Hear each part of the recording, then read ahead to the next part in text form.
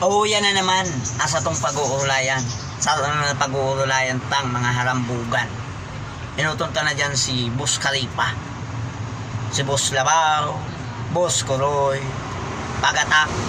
Nag-iiwalan sa social media. Akala mo kung ano mga tinataram sa bawat sarap sa inda.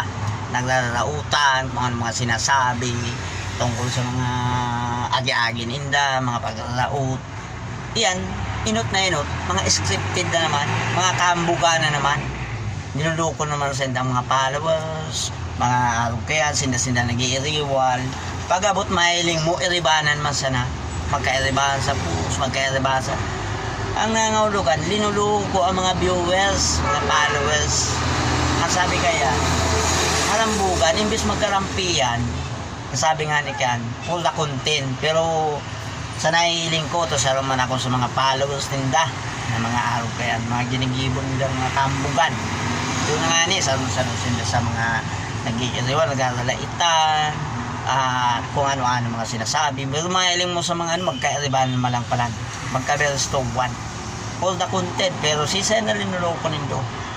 Si mga viewers, mga followers nindo, magsabi ka mo ng totoo, imbis mag-iribahan ka mo sa content, kukontrahan ka mo kung ano-ano ang mga sinasabi nindo.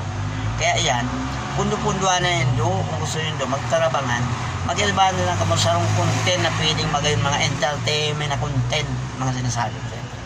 Sa na-enjoy ako sa mga video rin, pero dyan sa pinapeling yung doon na nag-uusok mo sa viral na mga sinasabi, na kamukha mo nag-iiwal, niloloko yun doon ang mga viewers at mga followers nito. Para sa inyo, mag-iribahan na sa kamo, mag-iba ka mo ni content na for entertainment, para ma-enjoy itong mga followers nito, mga viewers. Saro ko sa mga viewers, followers. Ako nagigibo-gibo man yung video, pero dahil ko pigkakares kung sa tataw man ako magtaram, tataw man ako mag-live. Pero sa nangihiling ko kayo sa mga sitwasyon nyo na, mga viral, na kamo nag-iiriwan. Kaya ako nag-iibo na ng mga video, ng mga labag. Dati sa akong mga video, mga for the lip-sync content lang. Pero yan nahihiling ko talagang halos naglulukuhan na kamo. Nilulukuhan nyo mga viewers, mga followers nito. Imbes mag-ibo kamo ng entertainment, ginigibon do. Kaugmahan sa na ang kambugan.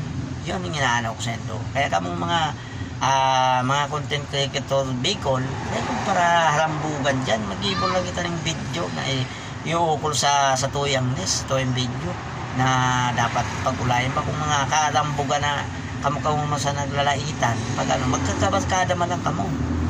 Siya niloloko nito ko yan, mga viewers, saka mga followers. Yun lang ang sa mga ginigibuhan mo ng video. Kaya kamo matauhan, bubuo na lang kamo na magawa ng entertainment na video na kamong iribanan. Imbes na mag-iribanan kamo, dahil na kamo mag-iriwal. Mag-ibo kamo, ning magawa na video, na kamo kapasikataman ang kabikulan, mga vlogger. Ayon sa kadakulang vlogger mo yan, mas lalong pakusugunta ang Bicol na magkasaro, magkano, imbes maloko kita ng mga followers sa mga viewers, tama na lang sa yung mga video, itong tama na mga tataw makakakuha ng adal ang mga nagdadalan, mga kabataan, mga edad man yan. Entertainment, kumbaga, sa panahon niya, lakong problema ang mga tao.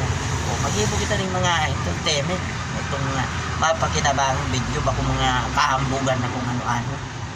Yun lang, dapat magkasaro kita, mga Bicolano vlogger, ako dahil pa manakikibat, kita nagigibo pa lang. Dito sinasayang sa tuyang page, nagibong kitang page, para iluwastahan sa itong mamamatian.